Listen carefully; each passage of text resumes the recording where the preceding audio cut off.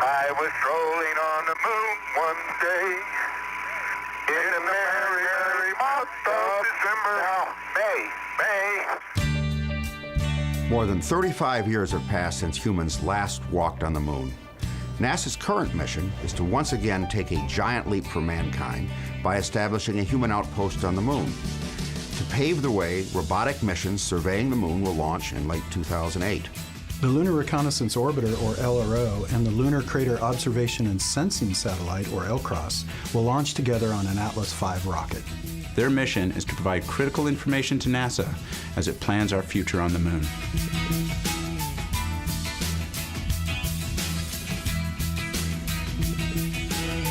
We here at NASA Ames Research Center are extremely excited to be designing and conducting the LCROSS mission. The goal is to determine if water, perhaps in the form of ice or hydrated minerals, exists inside a permanently shadowed crater on the south pole of the moon. Water is an extremely valuable and versatile resource. Water can be split into hydrogen for rocket fuel and oxygen for breathing. It can be mixed with moon dust to make concrete used in building shelters. It also makes an excellent shield to protect against radiation. Since any ice on the moon might be buried underneath a layer of rock and dust, we need some method of getting the ice out into the open and detecting it. The LCROSS mission accomplishes this with 2 space vehicles. The Centaur upper stage of our moon rocket will be used as a 2,200 kilogram kinetic impactor, excavating a crater approximately 20 meters wide and almost 3 meters deep. More than 250 metric tons of lunar dust will be lofted above the surface of the moon.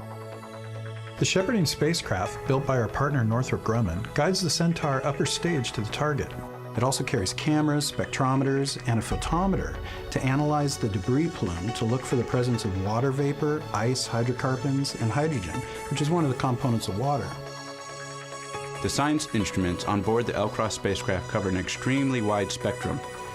We have spectrometers that can see organics, hydrocarbons, and byproducts of water ice.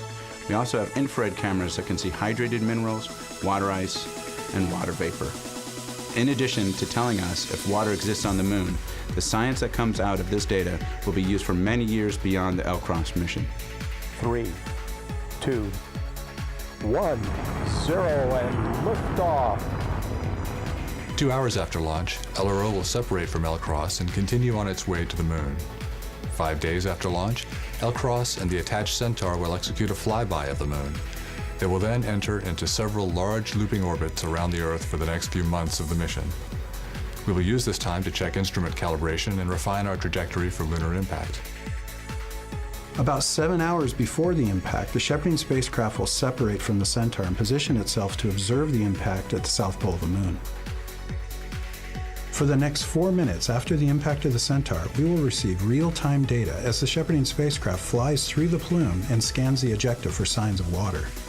The shepherding spacecraft will then impact the moon, creating a second plume of lunar dust. Both impacts will be closely observed by professional astronomers on the Earth, using some of the world's greatest observatories. We also believe there is a chance that the impact plume may be visible in 10 to 12-inch telescopes. We are encouraging both professional and backyard astronomers to participate and contribute their observations to this exciting mission. We are at a key point in human history. Humanity is preparing for its next stage in our development, and that stage is settling the solar system. As NASA moves forward with our exploration programs, one of the most important things we need to figure out is how people can live for long periods and eventually permanently off the Earth. If we can identify water ice at the poles of the moon, we can use that water to live off the land. We are excited, proud, and honored that the LCROSS mission has been chosen to be a first step on our long journey as humanity takes our next giant leap back to the moon, to Mars, and beyond.